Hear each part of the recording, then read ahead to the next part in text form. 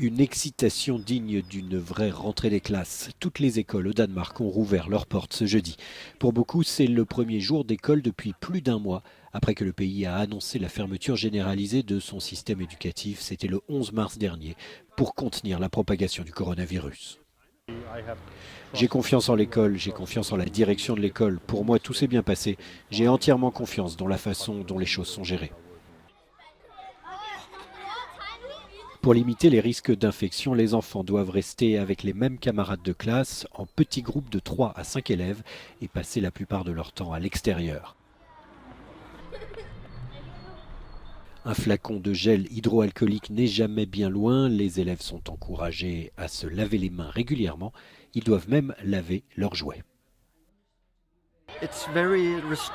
C'est très strict, il faut garder des distances, se laver les mains toutes les 2 heures et malgré toutes ces règles, nous faisons de notre mieux pour poursuivre l'enseignement.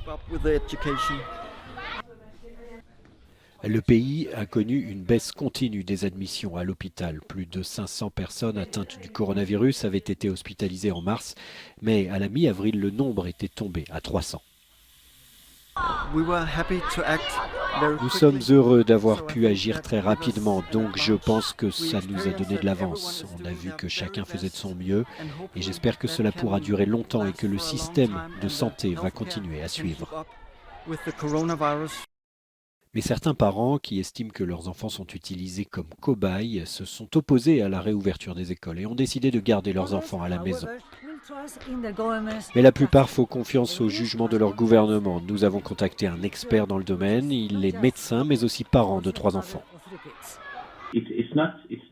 Non, ce n'est pas trop tôt, les hôpitaux ont de bonnes capacités.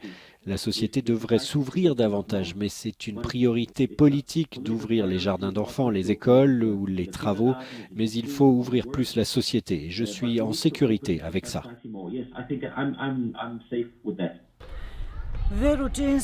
Ce sont de nouvelles habitudes pour tout le monde, jeunes et vieux. Si le Danemark est l'un des premiers pays européens à lever le confinement, les autres vont être très attentifs et verront s'il s'agissait ou non d'une décision prématurée.